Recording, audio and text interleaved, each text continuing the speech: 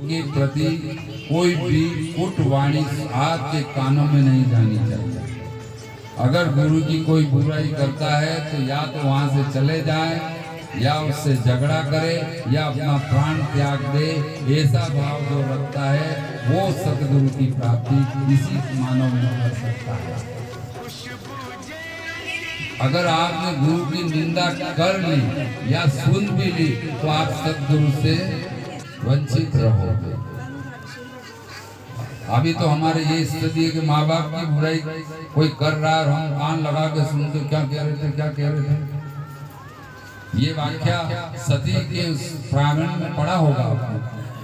पतिदेव की आज्ञा के बिना सती माँ दक्ष राजा के यज्ञ में पहुंची गई, जबकि पति ने कहा था बिन सम्मान से जाना नहीं चाहिए, बिन निमंत्रण जाना नहीं, तेरा अपमान होगा। बोले मेरे बाप पिता के जाने का क्या अपमान क्या सम्मान। बोले नहीं, काजू बादाम बड़े बिन सम्मान से जाना नहीं, छाछ रबड़ी बचे और जहाँ निमंत्रण सम्मान होगा। अगर सम्मान से बुलाए और रबड़ी छाछ पिला दे वहां चले जाए, लेकिन काजू बादाम बट रहे हो और सम्मान से नहीं बुला तो वहां ना जाना चाहिए। सती का अपमान ही हुआ, प्राण त्याग गया।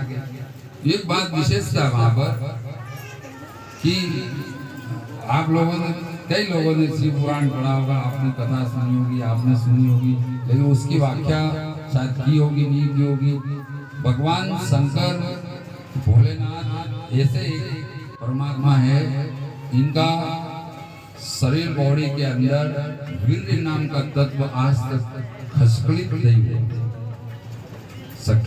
के प्रति कोई भी कुट वाणी आपके कानों में नहीं जानी चाहिए। अगर गुरु की कोई बुराई करता है तो या तो वहां से चले जाए या उससे झगड़ा करे या अपना प्राण त्याग दे। ऐसा भाव जो रखता है वो सतगुरु की प्राप्ति इसी मानव में कर सकता है। अगर आपने गुरु की निंदा कर ली या सुन भी ली तो आप सतगुरु से वंचित रहोगे।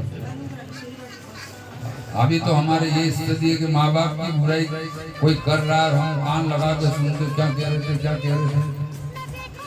ये वाक्या सती के उस प्रांगण में पड़ा होगा आपको।